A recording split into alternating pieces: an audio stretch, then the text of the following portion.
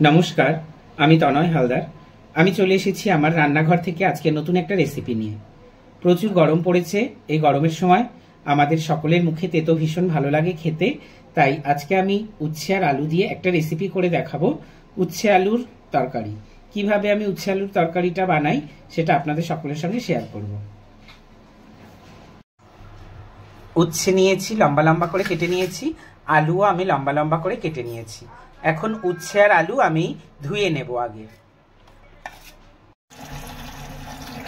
আমি এখন উচ্ছে আর আলুটা খুব ভালো করে ধুয়ে নেব। উচ্ছে আর আলুটা আমি খুব সুন্দর মতো ধুয়ে নিয়েছি। এখন উচ্ছে আর আলুটা আমি ভেজে নেব। এদিকে আমি কড়াই বসিয়ে দিয়েছি, কড়াই গরম হয়ে গেছে। কড়াইয়ে আমি দিয়ে দেব সর্ষের তেল। সম্পূর্ণ রান্নাটা আমি করব সর্ষের তেলে।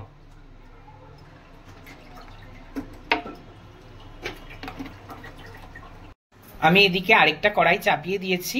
এই কড়াইটার মধ্যে আমি কিছু মশলা ভেজে নেব। গোটা মশলা আমি শুকনো শুকনো ভেজে নেব। এর জন্য আমি কড়াইতে দিয়ে দিলাম সবার প্রথমে কিছুটা গোটা জিরে। এরপরে আমি কড়াইতে দিয়ে দেব কিছুটা পরিমাণ ধনে। এই ধনে আর জিরেটাকে আমি খুব সুন্দর করে একটু ড্রাই রোস্ট করে নেব।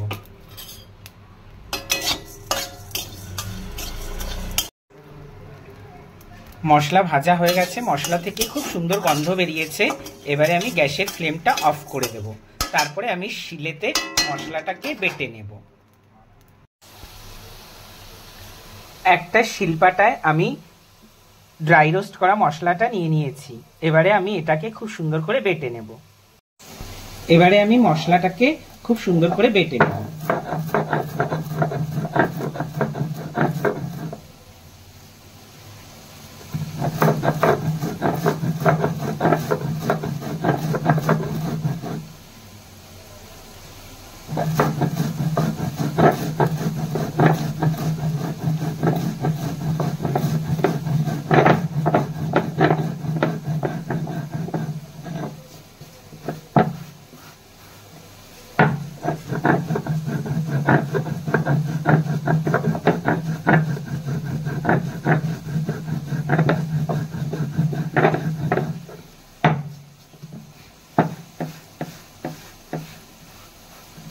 আমি ভাজা মশলাটা বেটে রেডি করে নিলাম।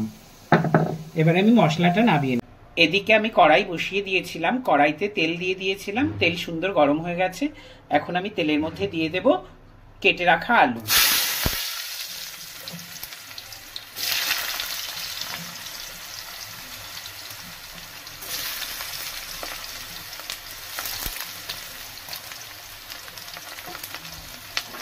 আলুগুলোকে আমি সুন্দর করে একটু ভেজে নেব।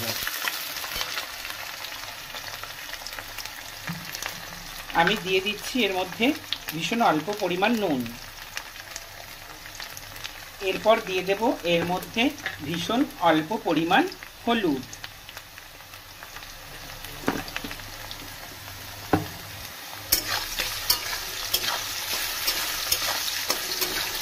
এখন আলুটা আগে সুন্দর মতো আমি ভেজে নেব।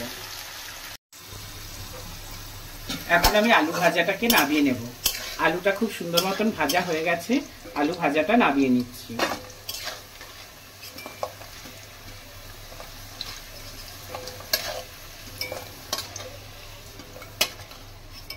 এবারে আমি এই তেলেতেই দিয়ে দেব উচ্ছে। উচ্ছেটাকেও খুব সুন্দর করে ভেজে নেব।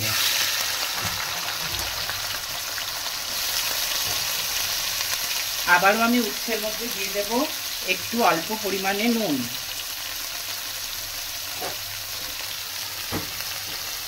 আর দিয়ে দেব ভীষণ অল্প পরিমাণে হলুদ। নুন আর হলুদ মাখিয়ে নিলাম উচ্ছেতে। এবারে আমি উচ্ছেটাকে খুব সুন্দর মতন ভেজে নেব।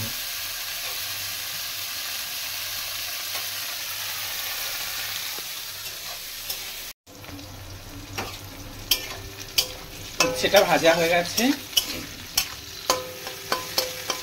উচ্ছেটাকে নামিয়ে নেব। এবারে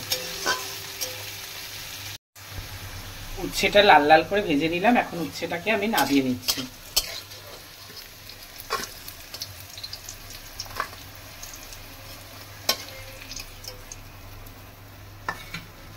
এখানে উচ্ছে আর আলু আমি ভেজে নিয়েছি এরকম ভাবে। এবারে কড়াইতে যে তেলটুকু ছিল সেই তেলে আমি ফোড়ন দেব। ফোড়নে দেব 5 ফোড়ন। 5 ফোড়ন দিয়ে দিলাম, আর দিয়ে দিলাম একটা শুকনো লঙ্কা, আর দিয়ে দিলাম তেজপাতা।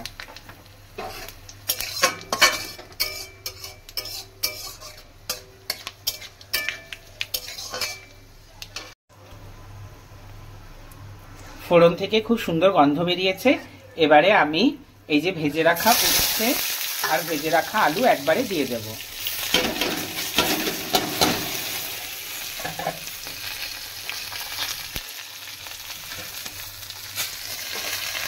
এবারে এটাকে আমি একসঙ্গে খুব সুন্দর করে রান্না করে নেব।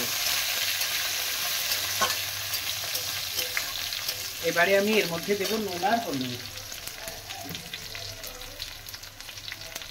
নুন দিয়ে দিলাম, যেহেতু ভাজার সময় নুন দিয়েছিলাম এখন আর নুন দিলাম না। খুব অল্প পরিমাণে হলুদ দিলাম। নুন আর হলুদটাকে আমি খুব সুন্দর করে মিশিয়ে নিলাম। নুন আর হলুদটাকে খুব সুন্দরভাবে মিশিয়ে নিয়েছি। এর মধ্যে আমি দিয়ে দিলাম এই যে আদা বাটা। আদা বাটাটাকেও এবারে আমি খুব সুন্দরভাবে মিশিয়ে নেব।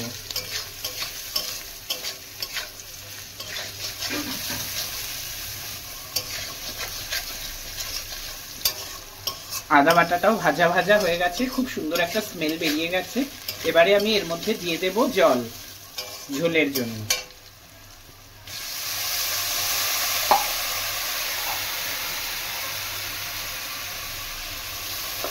আমি পরিমাণ মতো ঝোল দিয়ে দিলাম। এটা একটু শুকনো শুকনো হবে, তাই জলটা আমি অল্পই দিলাম। এখন উচ্ছে আর আলুটা ফুটে ওঠা অবধি অপেক্ষা করতে হবে। এখন আমি একটা ঢাকনা দিয়ে ঢেকে দেব। ঢাকনা দিয়ে ঢেকে দেব।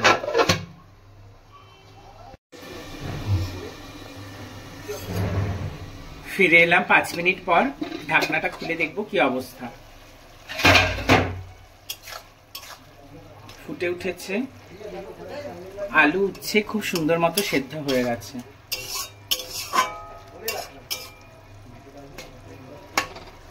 উচ্ছে আর আলুগুলোকে একটু ভেঙে ভেঙে দেব।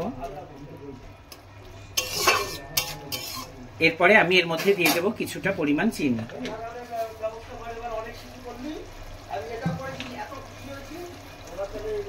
চিনি দিয়ে দিলাম কিছুটা টেস্টটাকে ব্যালেন্স করার জন্য।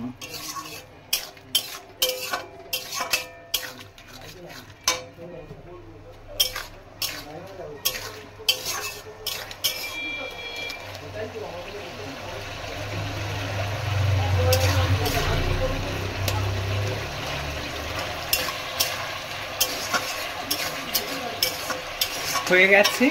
এবারে আমি তরকারিটাকে নামিয়ে নেব। এর মধ্যে কিছুটা পরিমাণ ভাজা মশলা দেব। আমি আগে ভেজে রেখেছিলাম মশলাটা, ওই মশলাটা দিয়ে দেব। মশলাটা গুঁড়ো করে কন্টেনারের মধ্যে আটকে রেখেছিলাম। ধনে আর জিরের গুঁড়ো, এটাকে দিয়ে দেব।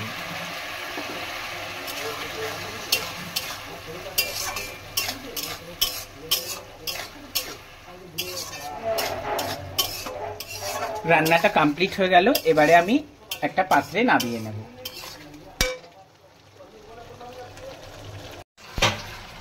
তরকারিটা আমি নামিয়ে নিয়েছি। এরকম শুকনো শুকনো হবে তরকারিটা নামিয়ে নিলাম। এখন তরকারিটা আমি খেয়ে আপনাদেরকে জানাবো কেমন হয়েছে।